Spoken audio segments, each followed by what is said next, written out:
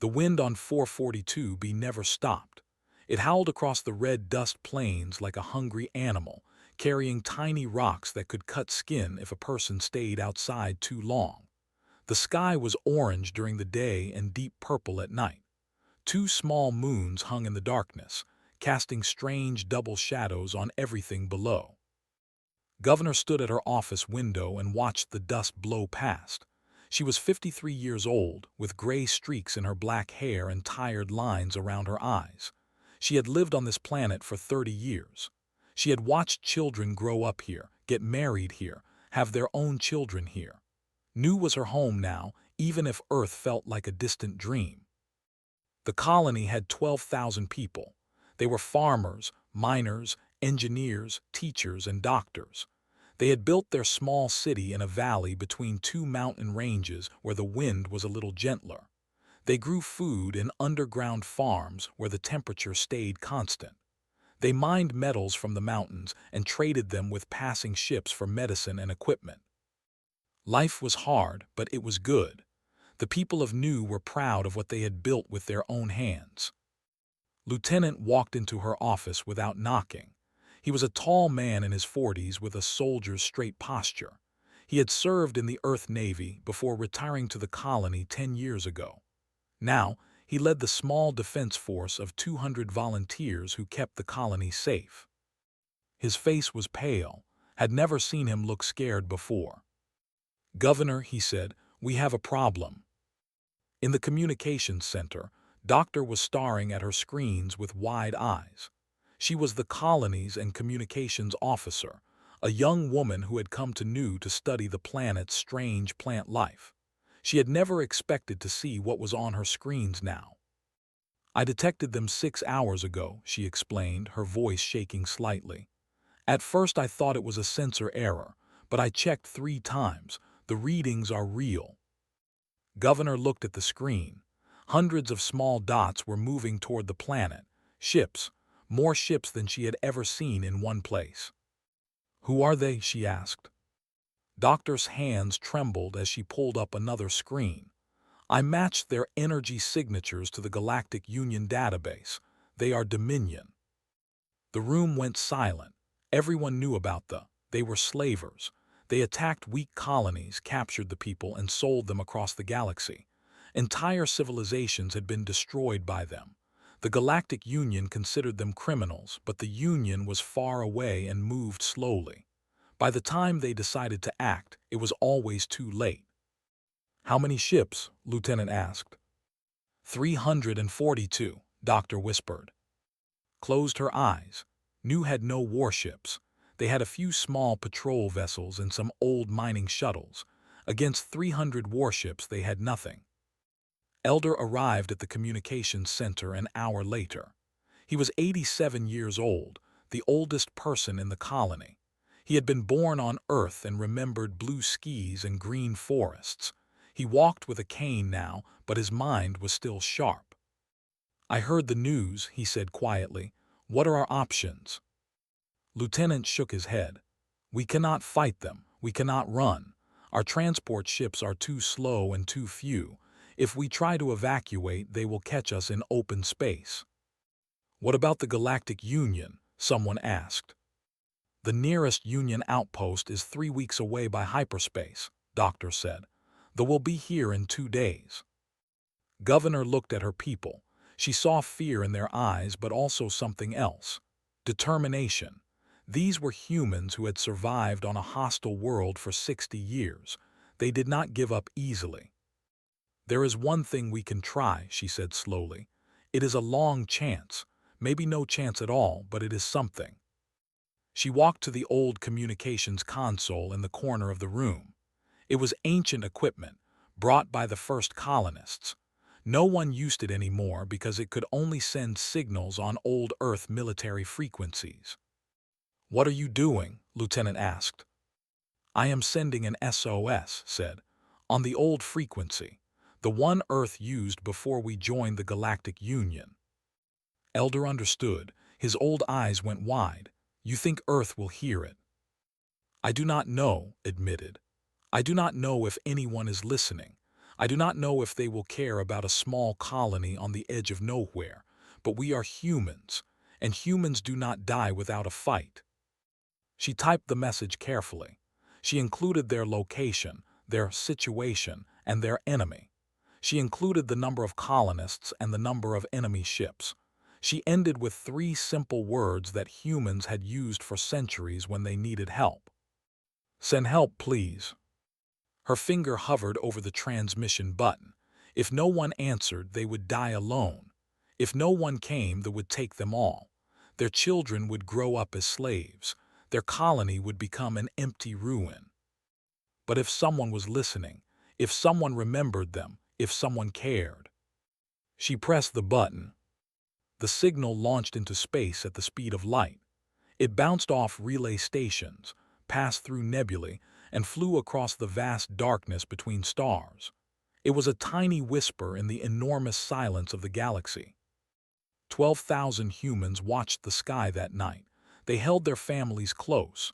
They said prayers to whatever gods they believed in. They waited. In the distance, the fleet grew closer. 300 warships carrying thousands of soldiers. They expected easy prey. They expected a quick victory. They expected humans to beg for mercy. They did not know what they were about to wake up. Governor stood at her window again, looking at the stars. Somewhere out there, beyond the darkness, was Earth, home, the planet where her grandparents were born, the planet that had sent her ancestors to the stars. "Please," she whispered to the night, "please remember us." The wind howled outside. The moons cast their double shadows. And somewhere in the black void of space, a signal raced toward a world called Earth, carrying the desperate hope of 12,000 souls. Nobody knew if anyone would answer. But the message had been sent. And humans, as the galaxy would soon learn, never abandoned their own. The Galactic Union High Council met on Accord Prime, a massive space station that floated in neutral space between the territories of 47 species. The station was ancient, built thousands of years ago by a civilization that no longer existed. Now it served as the center of galactic diplomacy, where representatives from across the stars gathered to argue about trade routes and border disputes. Ambassador sat in the human section of the Great Chamber. She was 31 years old, the youngest ambassador humanity had ever sent to the council. Her seat was in the back corner, far from the important species in the center. This was where minor civilizations sat, species that had joined the galactic community recently, species that did not matter. Humans had been part of the Galactic Union for only 200 years. In galactic terms, they were children, newcomers, nobody important. The council was discussing trade regulations when her personal device vibrated. She looked down and saw a priority message from the communications office. A signal had arrived through the relay network. It had bounced through 17 different stations across the galaxy before reaching Accord Prime. She opened the message and read it. Then she read it again. Her hands began to shake. She stood up from her seat.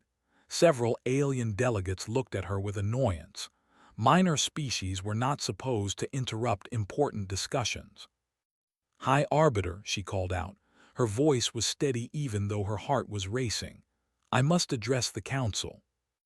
High Arbiter was an ancient being, a species so old that nobody remembered what planet they came from. He floated in a gravity bubble at the center of the chamber, his body like liquid silver that constantly changed shape. "The human delegate wishes to speak," he said. His voice sounded like wind through crystals. "This is unusual. Proceed." Walk to the speaker's platform. She felt hundreds of eyes watching her, some curious, some bored, some dismissive. "A human colony called New has sent an emergency signal," she said. "The Dominion is attacking them. 300 warships against 12,000 civilians. I formally request council intervention." The chamber was silent for a moment. Then someone laughed. It was a delegate from the collective, a species of tall beings with 4 arms. "One small colony," the delegate said. Why should the council care about one small colony? Because they are my people, said firmly. Your people are a minor species, another delegate called out. They have attacked many worlds. We cannot respond to every attack. It is not strategically significant. Felt anger rising in her chest. Not strategically significant. 12,000 lives are not significant. High Arbiter raised one silver appendage. The council will vote on the human request. The vote was quick. 43 species voted against intervention. 4 voted in favor, including counselor and diplomat who had always been kind too. The motion failed. I am sorry, Ambassador, High Arbiter said. The council cannot help you. Stood perfectly still. Her face showed nothing. But inside, something cold and hard was forming. She bowed politely to the council, then walked out of the chamber without another word. In her private office, she opened a secure channel to Earth. It was expensive to send direct messages across such distances, but she did not care. She transmitted the SOS signal and added her own message. Our people need help. The council has refused. Please respond. Then she waited. Counselor found her an hour later. He moved on 6 legs and had large compound eyes that reflected the light like jewels. He was one of the few aliens who treated humans as equals. You are angry, he observed. Yes, admitted. You should not be surprised. The council does not understand humans. Looked at him. What do you mean? Made a sound that might have been a sigh. Do you know why most species fear humans? It is not your technology. It is not your military. It is something else entirely. He pulled up a holographic display. Images appeared in the air. Earth, beautiful blue and green. Then other images, storms, earthquakes, volcanoes, predators with sharp teeth, deserts and frozen wastelands. Yours classified as a Category 7, said. Do you know what that means? It means your planet actively tries to kill everything that lives on it. The gravity is heavy. The weather is violent. The diseases are countless. The predators are everywhere. Most species would die on Earth within days. Knew this. She had heard it before, but she had never thought about it deeply. Your ancestors survived that world for millions of years, continued. They evolved to endure pain that would kill other species. They developed immune systems that fight diseases we cannot even name. They learned to hunt predators that were larger and faster and stronger than them. And they did something no other species has ever done. What? Asked. They conquered there. They became the apex predator of a planet that creates apex predators, and then they spread to the stars. His compound eyes focused on her.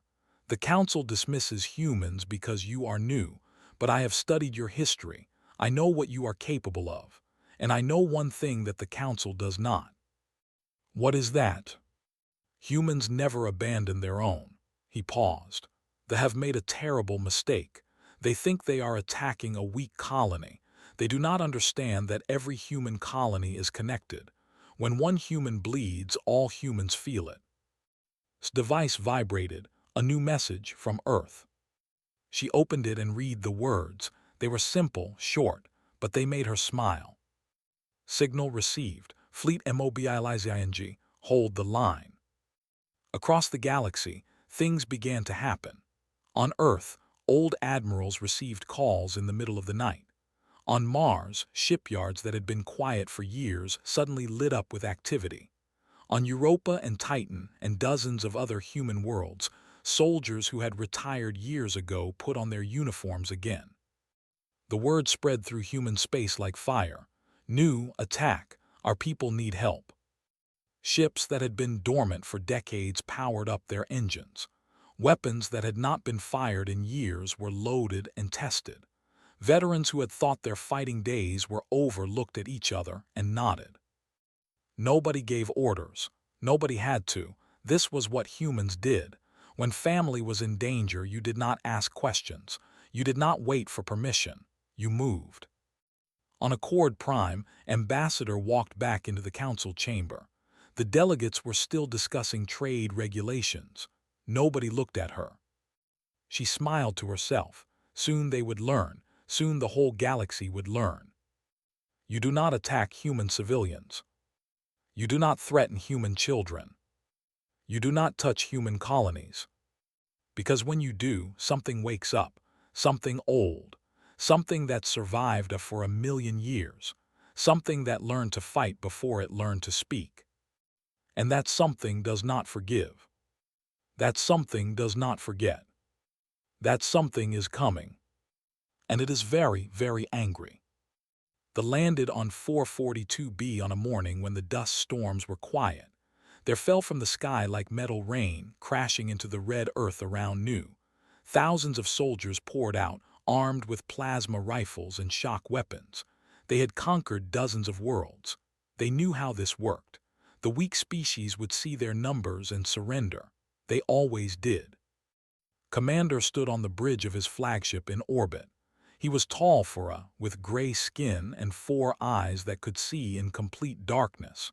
He had led campaigns across the galaxy. He had broken civilizations. He had filled slave markets with the populations of entire planets. This would be easy. Humans were soft creatures. They had no natural weapons, no armor, no claws. They were prey animals who had somehow learned to build ships. They would kneel within hours. His communications officer received a message from the colony. Commander smiled and activated the screen, expecting surrender. Governor's face appeared. She looked tired but calm.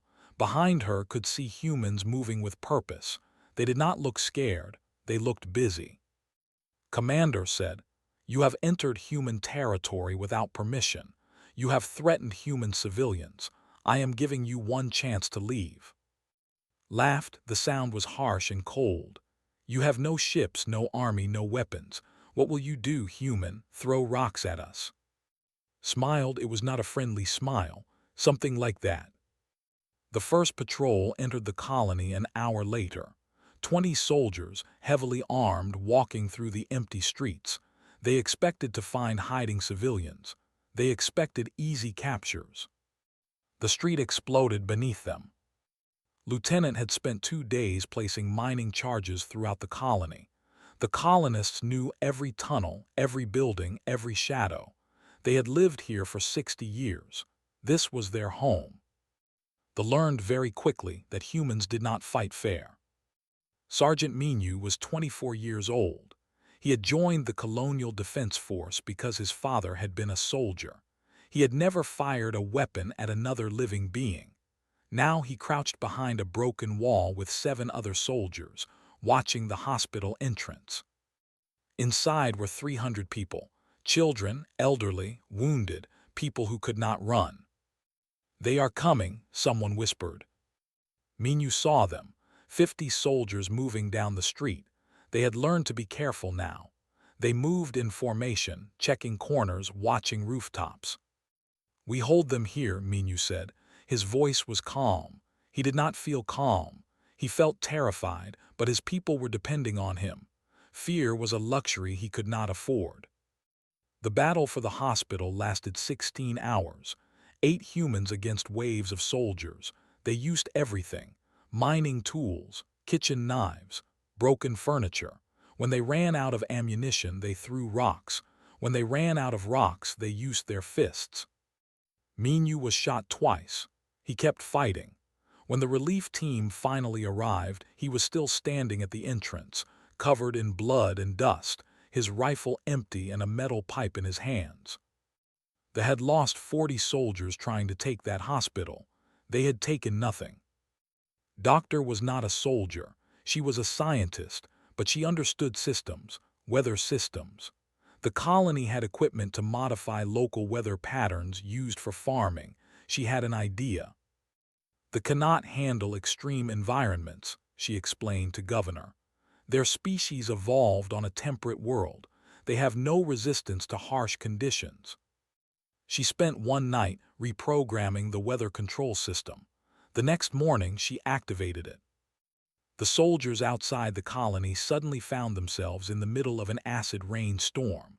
The red dust of 442b mixed with atmospheric chemicals and fell as drops that burned through armor. Soldiers screamed and ran for cover. Equipment melted. Vehicles stopped working. The colonists watched from their underground shelters.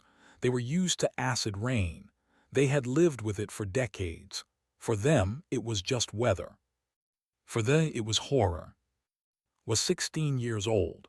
She was good with computers. She had been planning to study engineering when she grew up. Now she sat in a small room with broadcasting equipment, sending messages to the galaxy. She recorded everything: the fighting, the resistance, the ordinary people becoming heroes.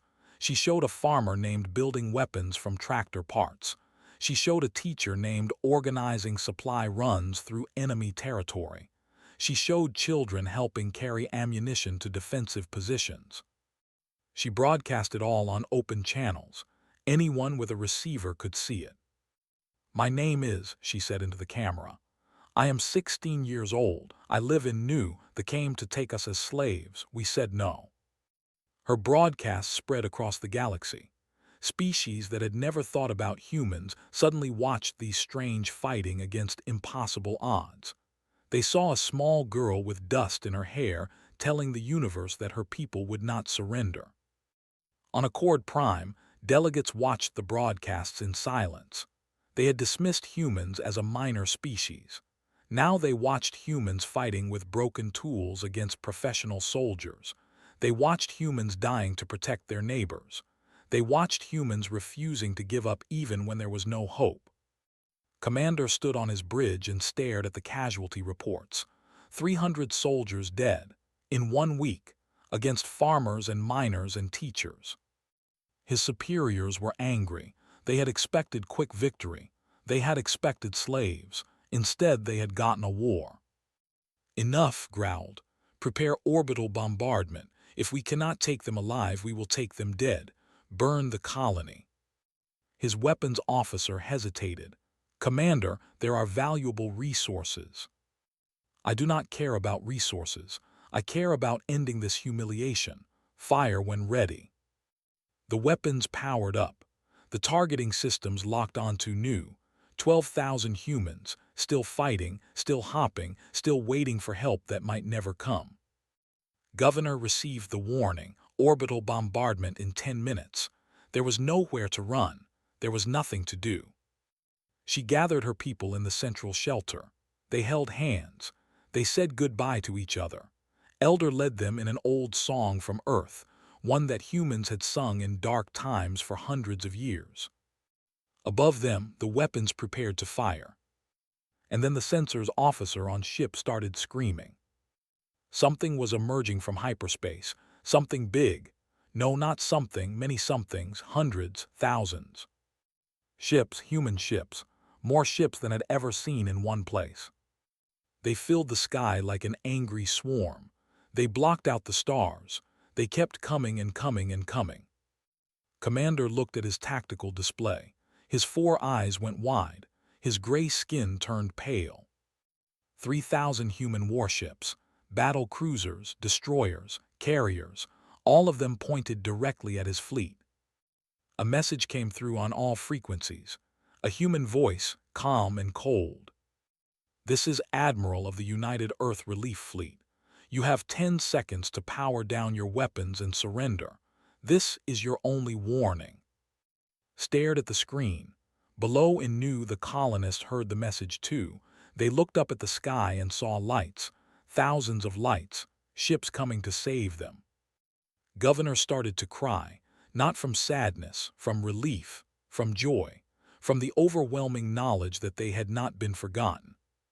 Help had arrived, and they were about to learn why the galaxy called humans.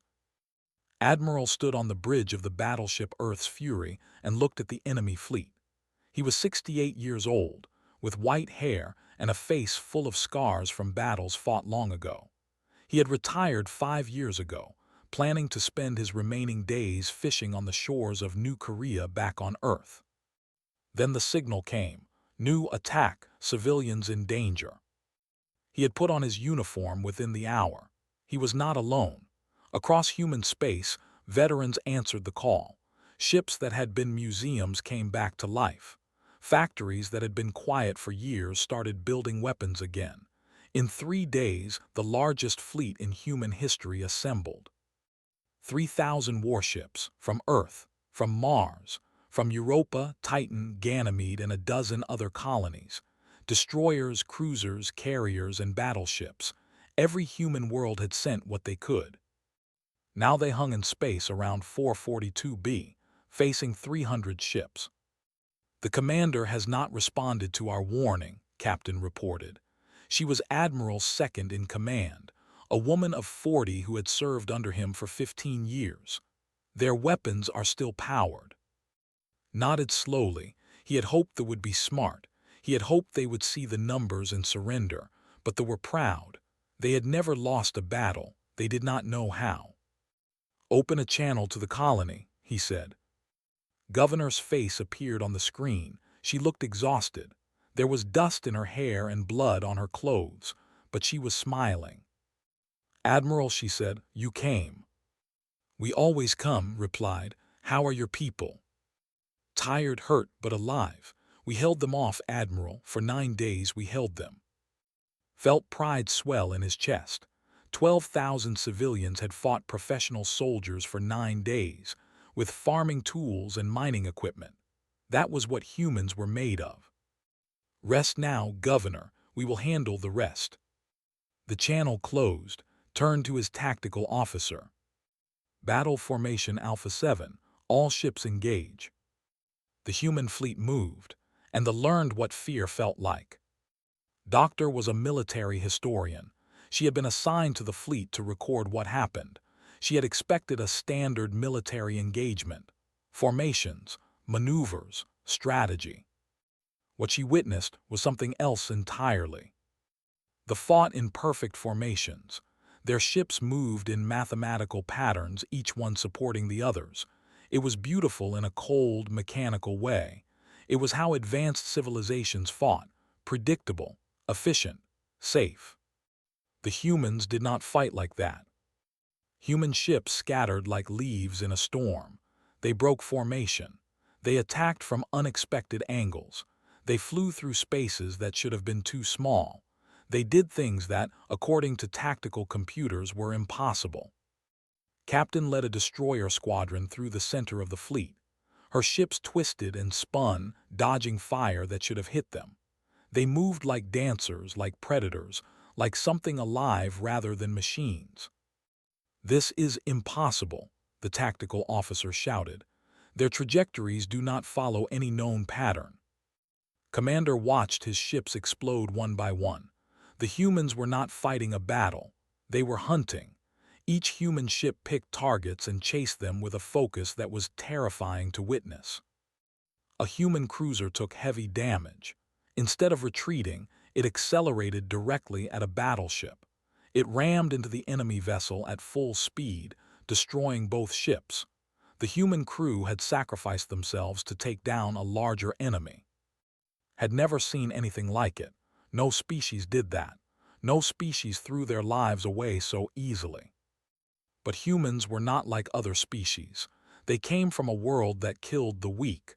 They had survived by being willing to do anything, fight anything, die for anything. The battle lasted 4 hours. At the end, only 23 ships remained. They were surrounded, damaged, helpless. Commander sat alone on his bridge. His crew was dead or dying. His fleet was destroyed. His pride was shattered. Captain's ship approached his flagship. Her voice came through the speakers. "Commander, your ships are destroyed. Your soldiers are dead. You have lost. Surrender now and we will take you prisoner according to galactic law. Refuse and we will finish what we started." Stared at the screen.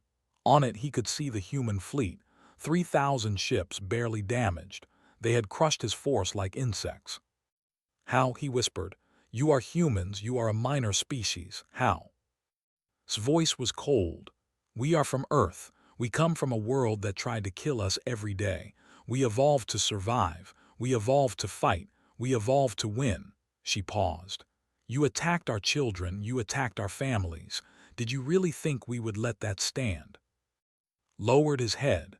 For the first time in his long career, he felt something he had never felt before: defeat. "I surrender," he said quietly. The remaining ships powered down their weapons.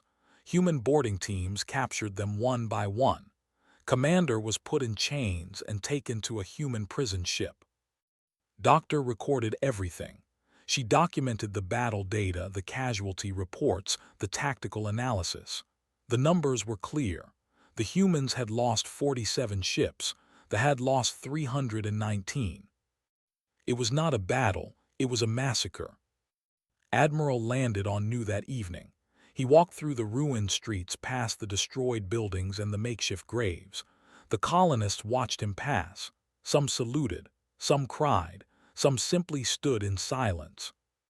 He found Governor at the central shelter. She was helping distribute food to the survivors. When she saw him, she stopped. They looked at each other for a long moment. Then Admiral did something that surprised everyone. He bowed deeply to her. "Governor," he said, "on behalf of the United Earth Navy, I thank you. You and your people showed the galaxy what humans are made of." Shook her head. "We just held on, Admiral. We just refused to give up." "That is exactly what I mean." He straightened up. "You held the line against impossible odds, with no weapons, no ships, no hope. You held the line until we could arrive." He looked around at the tired, wounded colonists. These were ordinary people: farmers, teachers, doctors, children. They had faced one of the most feared military forces in the galaxy, and they had not broken. "The galaxy thinks humans are weak," said loudly so everyone could hear. "They think we are prey. They think we are easy targets." He smiled grimly. "After today, they will know better. After today, they will know that when you attack one human, you attack all humans, and humans never forget." The colonists cheered. It was a tired sound, but it was real. They had survived. They had won. But Admiral was not finished.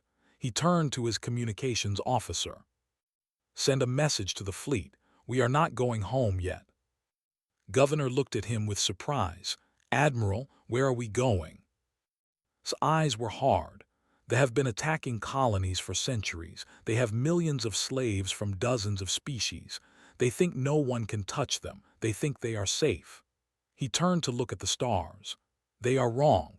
We are going to there, and we are going to show them what happens when you threaten human lives." The fleet began to move. 3,000 ships, fresh from victory, heading toward the heart of the Dominion. The galaxy watched. The Galactic Union watched. Everyone watched. And everyone began to understand something important. Humans were not a minor species. Humans were predators. And the predators were angry. The human fleet arrived on a day that would be remembered for 1,000 years. 3,000 warships emerged from hyperspace and took position around the planet. Below them, billions looked up at the sky and felt terror for the first time in their history. Admiral stood on his bridge and looked at the planet. It was beautiful in its way: blue oceans, green continents, cities that stretched across entire landmasses. They had built their civilization on the suffering of others. Their wealth came from slavery. Their power came from fear. Today that would end. "Open a channel to the planet," ordered. "All frequencies. I want every to hear this." The channel opened. Across the screens flickered to life. In homes and factories and government buildings, the face of a human admiral appeared. He looked old. He looked tired. He looked absolutely certain of what he was about to say. "People of the Dominion," began. "I am Admiral of the United Earth Navy. Your fleet attacked a human colony. They tried to take our people as slaves. They failed. Your fleet is destroyed. Your commander is our prisoner." He paused to let the words sink in. "I have 3,000 warships above your planet. I have enough firepower to turn your world into ash. I could destroy everything you have built. I could kill billions of you. I could make your species extinct." On the planet below, panic was spreading. Government officials ran through corridors. Military commanders shouted orders that nobody followed. Ordinary citizens held their families and waited to die. "But I will not do that," continued, "because we are humans, and humans are not like you." He leaned forward, his eyes hard. "Here is what will happen instead. You will release every slave you hold, every species, every individual. You will give them ships to return to their homes. You will give them resources to rebuild their lives. You will do this within 30 days. The High Council watched the broadcast in their emergency bunker. The Prime Elder, the oldest and most powerful alive, spoke for the first time. "And if we refuse?" Heard the question. He smiled, but there was no warmth in it. "Then we will stay here. We will blockade your world. We will stop every ship that tries to leave. We will wait. And while we wait, every species you have enslaved will learn what we did to your fleet. They will learn that they can be defeated. They will learn that they can be free." He stood straight. "The choice is yours. Release your slaves and live in peace, or keep them and watch your dominion crumble around you. You have 30 days. The channel closed. The dominion fell apart in less than 20. Word spread across the galaxy faster than any ship could travel.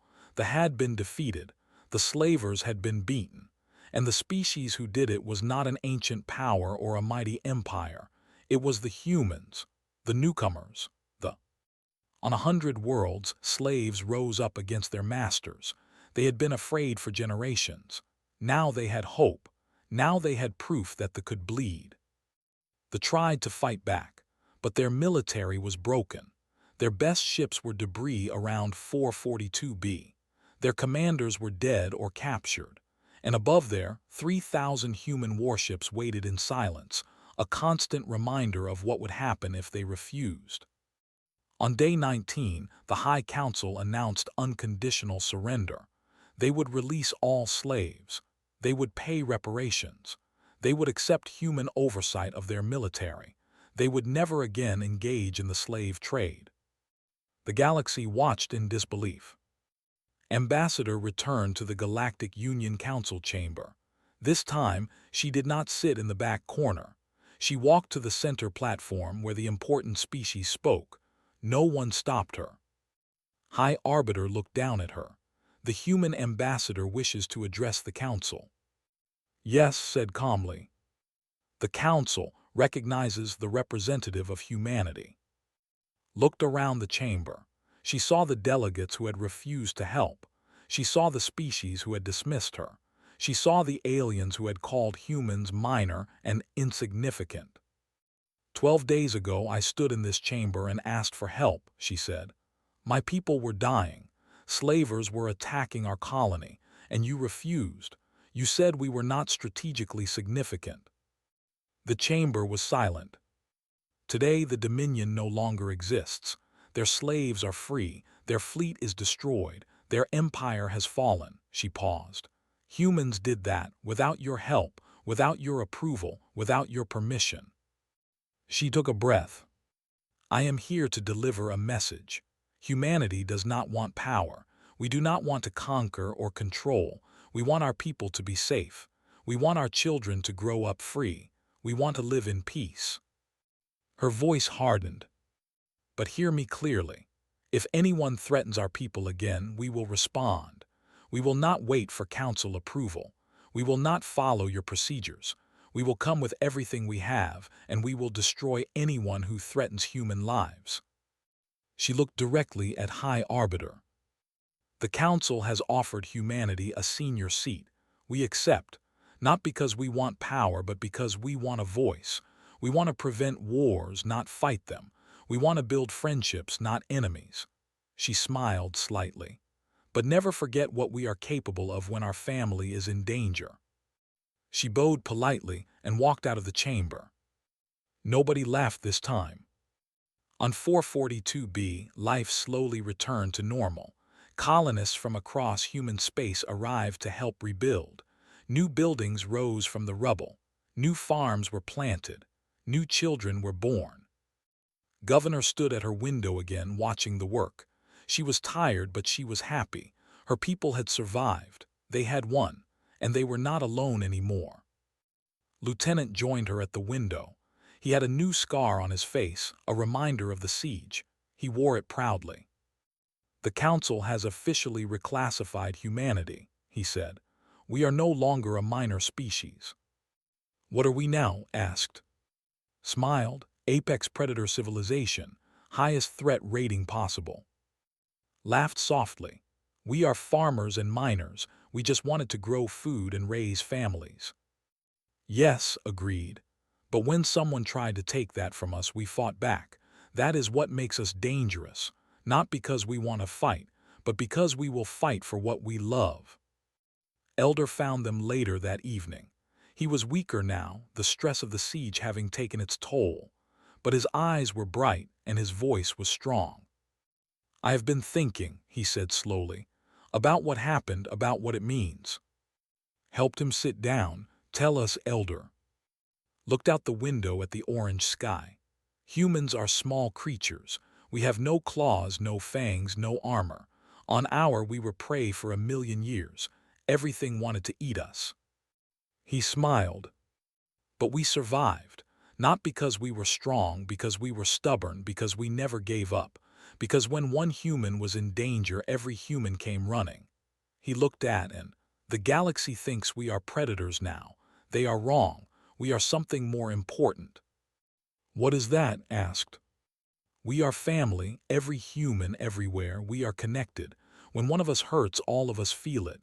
When one of us is threatened, all of us fight back." He reached out and took his hand.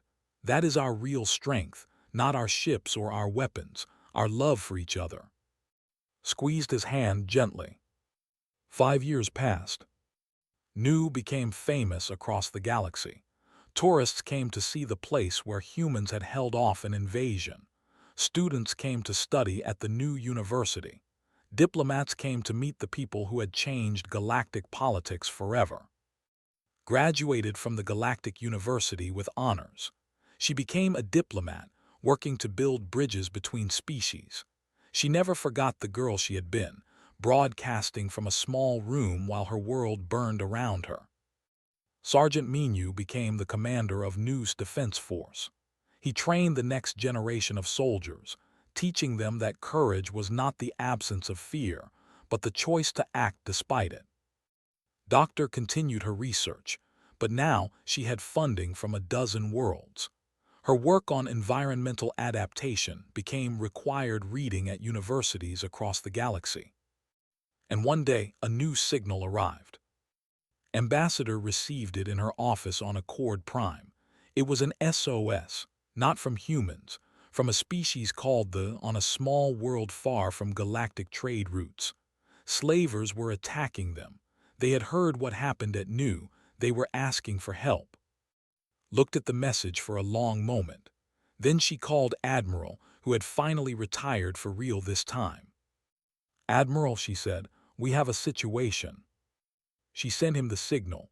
There was silence on the line, then a soft laugh. "Well," said, "I suppose retirement can wait a little longer." Smiled, "I suppose it can." She opened a channel to the Human Fleet Command. "This is Ambassador. We have received a distress signal from the slavers are attacking them. They are asking for help." She paused. "Mobilize the fleet." Across human space, ships began to move. Once again, humans answered a call for help. Once again, they flew toward danger instead of away from it. Once again, they chose to fight for people they had never met. Because that was what humans did. They protected the weak. They fought the strong. They never abandoned anyone who asked for help. The galaxy had called them predators, dangerous. But the people they saved called them something else. They called them heroes. And the fleet flew on toward the stars, toward the unknown, toward whatever came next. Ready for anything. Together. Always.